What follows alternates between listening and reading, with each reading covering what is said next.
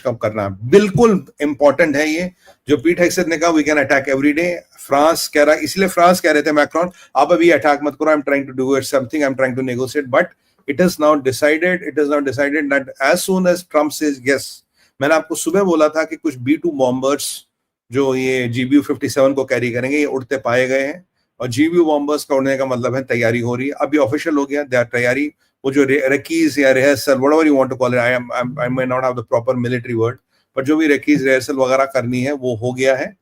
And इसीलिए Trump ने CENTCOM के कमांडर से बात की। सेंटकॉम यानी कि सेंट्रल कमांड जो है, सेंट्रल कमांड जो जनरल मिशेल कुरेला, ये वही मिशेल कुरेला जो पीछे आसिम मुनीर की तारीफ कर रहे हैं, याद आया, ये वही जनरल है, इससे बात की है। तो देखिए यहाँ IDF कहता है कि हमारी पेंटागन से बात हो गई है, रेकी वेकी जो भी करना हम कर रहे हैं, तैयारी हो रही है, जिस दिन ट्रंप सामने हाँ बोल दिया ठोक देंगे, तुरंत ठोक देंगे।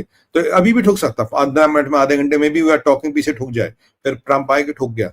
इतने में इसीलिए ट्रंप ने सेंटकॉम के चीफ से हेड किए सेंट्रल कमांड जनरल मिशेल कुरेरा, ये वही बंदा जो पीछे आसिम मुनीर की तारीफ कर रहा था, कह रहा Asim Munir is the best booty hunter in the bounty hunter in the world, ये लोग को ढूंढ के लाता, हम इसको किराया देते, ये लोग ढूंढ के लाता है।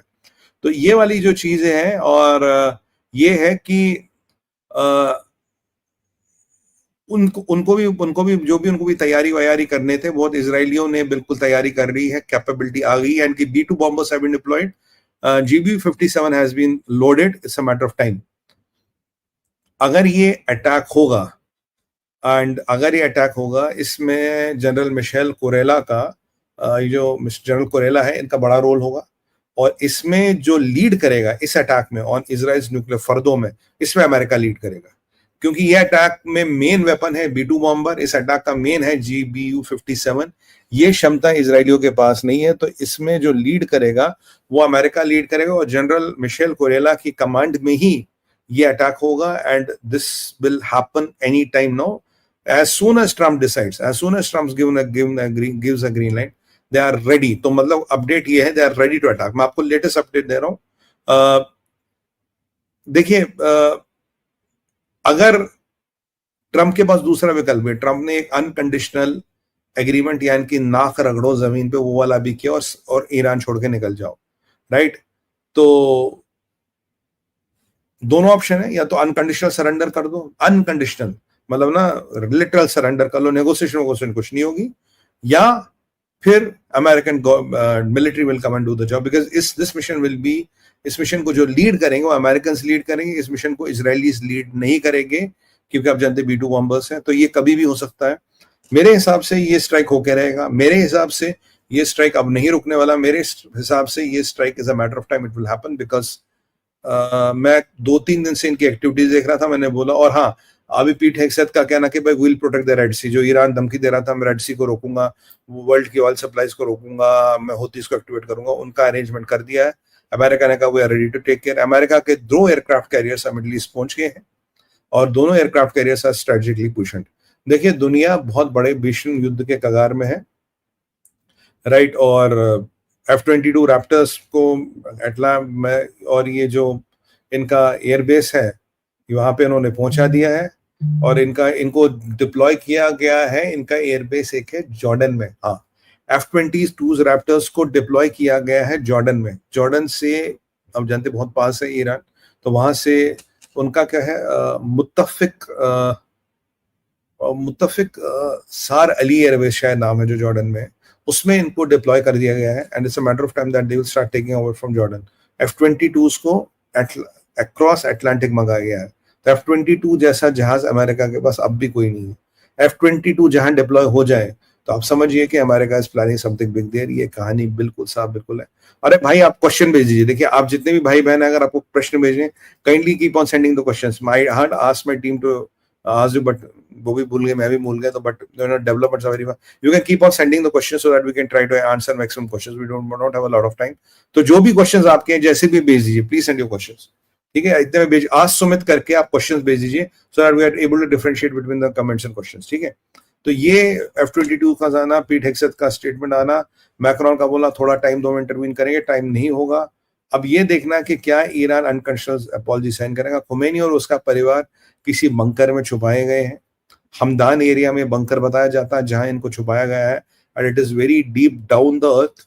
But let's see, I mean how long can they live in a bunker, और बंकर में रहना बहुत दिनों तक आसान नहीं है। बाकी हम खमेनी का दिमागी तवाज़ुन खराब हो गया, ये बोल ही दिया है।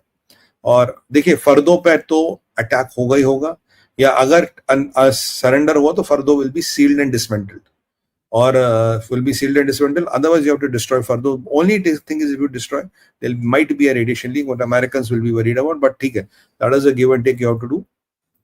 और यहाँ पे जर्मनी, अच्छा Germany has supported Israel. Germany का पूरा सपोर्ट इजराइल को मिल गया, वो कह रहा है Israel has a right to defend itself, और इजराइल को डिफेंड करना चाहिए।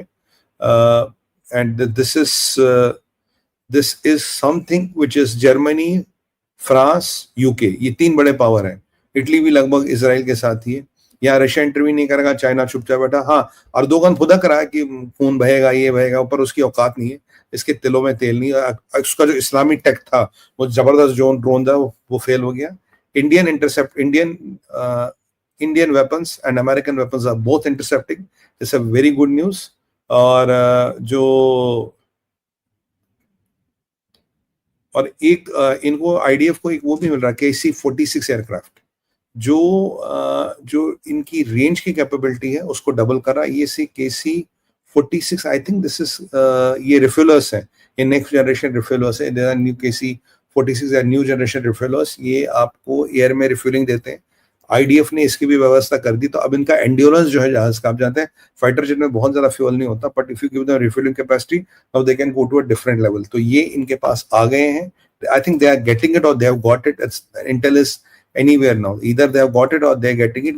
इनका अगर KC-46 को बुलाया गया है तो इस बिकॉज ईरान 1500 किलोमीटर दूर है, तो मतलब जाना और आना 3000 किलोमीटर एक फाइटर जेट के लिए, if it takes out from Tel Aviv.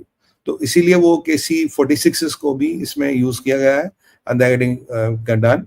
तो मतलब अगर आप ओवरऑल देखें भाइयों बहनों, ओवरऑल समरी ये है जिस चीजों का हमने उल्लेख किया, Trump, Putin, China, Germany, France, UK, Bharat, US navy, जो भी मैंने आपको सीरियल, ये जो भी मेरे दिमाग में सीरियली चीजें आती रहे, मैंने आपको जो बताया उसका मतलब ये है युद्ध की तैयारी हो रही है।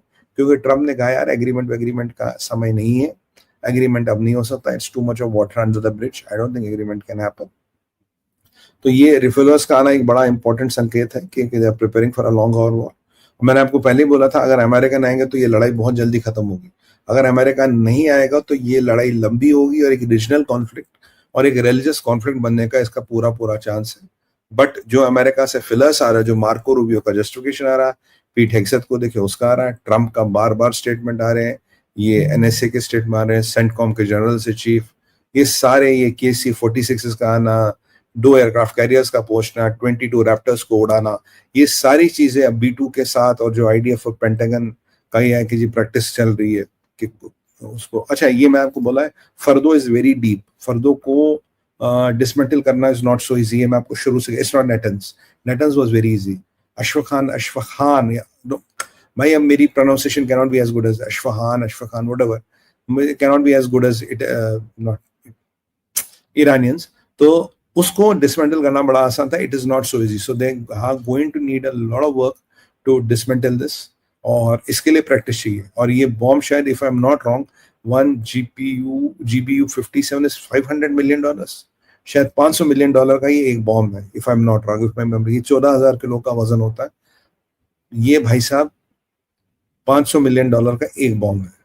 तो सोचिए, मतलब if my memory serves me right, but it's in hundreds of millions of dollars, ये तो पक्का है। तो अगर आपको इसको, अगर आपके पास 25 बॉम्ब नहीं रखे होंगे, इसके 2, 4, 6 बॉम्ब रखे होंगे, तो जो भी आपको 2-3 तो आपको स्टॉक में भी रखने हैं, तो 2-4 बॉम्ब जो भी आपको यूज करने, very with precise accuracy use करने हैं। And I think 1 B2 can only carry 1 bomb, तो अगर आपको 2 बॉम्ब डालने, आपको 2 B2 बॉम्ब उसको उड़ाना पड़ेगा।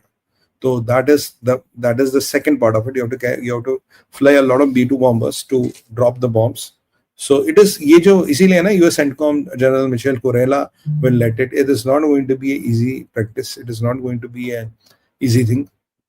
इसलिए वो अपना पूरी तैयारी अमेरिका करेगा। और ये मत समझिए कि इस मिशन में तैयारी नहीं लगेगी, इस मिशन में बहुत तैयारी लगने वाली, बहुत पिन पॉइंट एक्यूरेसी चाहिए। You cannot have dropping 2 bombs for $1 billion and still the facility is on. फिर अमेरिका की सोचिए, अगर वो फैसिलिटी ध्वस्त नहीं होगी, अमेरिका के कितनी कितनी वाट लग जाएगी। America can not afford that kind of a fiasco. So what America will do, they will make sure that whenever they do, it is kind of dead dropped, it is hits the target for sure. ये America का mission और यही America का यही होगा, America का Intel यही होगा कि भाई ये जो बॉम्ब है ये हम तब डालें और ऐसी एक्यूरेसी के साथ डालें